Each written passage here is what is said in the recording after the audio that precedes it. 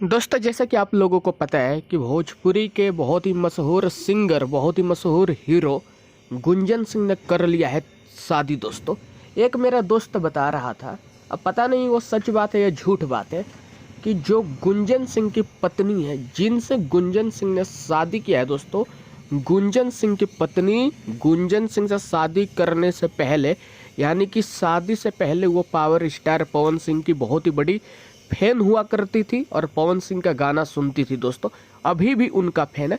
दोस्तों ये तो सच्चाई है कि बिहार यूपी के तकरीबन 90% लोग पवन सिंह के फैन होते ही होते हैं, और नहीं भी होते हैं तो पवन सिंह का गाना सुनते हैं। दोस्तों सोच के देखो कि गुंजन सिंह के शादी में power star Pawan Singh reception में जाते हैं। दोस्तों जब उनकी पत्नी पवन सिंह को आंखों के सामने देखी होगी तो क्या रिएक्शन होगा। दोस्तों वो सोचने पे मजबूर हो गई होगी कि जिसका मैं गाना सुनती थी शादी से पहले, वो मेरे शादी।